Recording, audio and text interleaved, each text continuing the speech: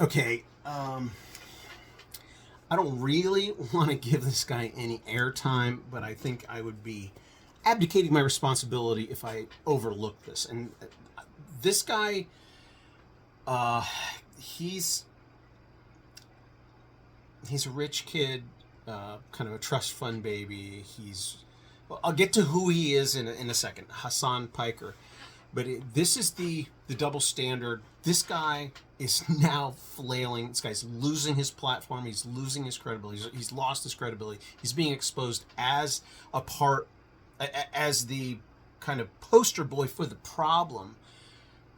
We don't have any people on the right side of the aisle saying anything even close to what this guy says, and nobody ever called him out.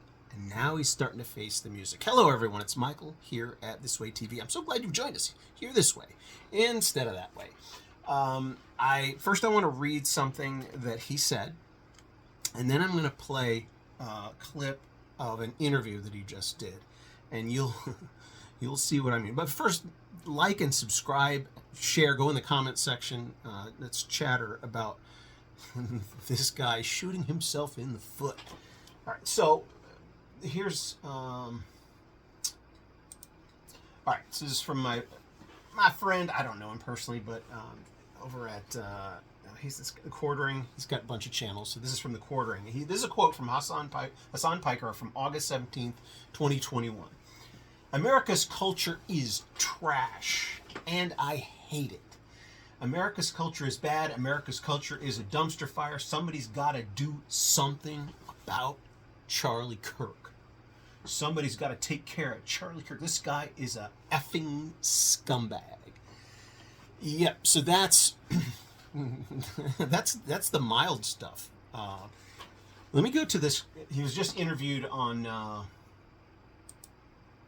This is Australian news. So let me just go to the beginning and check this out. This is only about a minute. Let me play it. Here's a quote from you about landlords who don't want to rent out their properties. You said, kill them, murder them, let the streets soak in their red capitalist blood. Doesn't that make you part of the problem with violent discourse? This was in a conversation that I was having with a landlord friend of mine, and it's of course hyperbolic, and it's not meant to be sincere. This is not sincere advocacy. It's not a real policy that I would ever advocate for. And that's precisely the reason why, when Republicans were desperately looking for any sort of incisive language that they could present, they went back to a very obvious instance of LARPing, an insincere statement.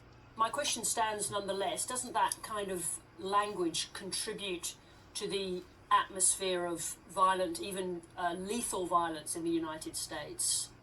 I don't believe that my insincere statements that don't reflect on any of my beliefs whatsoever in 2019 has led to any sort of real world violence whatsoever. All right. LARPing. He calls it LARPing. Now keep in mind, that was a liberal news broadcast he was being interviewed on.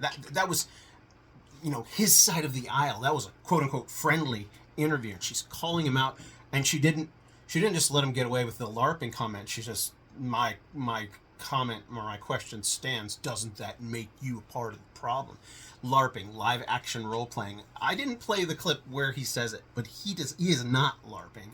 And there's other clips where, in fact, this was on like his own show behind the paywall, but it doesn't matter. It's out there now, where they were talking about their favorite flags. And guess what his favorite flag was? I'll tell you who this guy is and why it's important for me to point this out. And I'm a little trepidatious about diving in here. But his favorite flag was Hezbollah, which has an AK-47 in the flag. Right? His own guys that were podcasting with him were kind of looking at each other. This guy is not LARPing.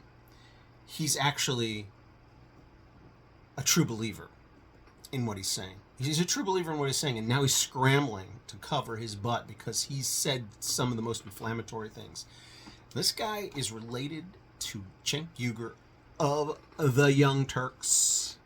This guy is a rich Turk kid who comes from a culture There's a long history of violence against Christians like Charlie Kirk. So I'm going to continue pointing this out. I'm going to be following what happens to this guy. He's like a Twitch streamer or whatever, and I think he's going to get removed from that or something like that. I'll keep you guys posted. Oh, Christian people, your only salvation lies in the power of unity. God is in control.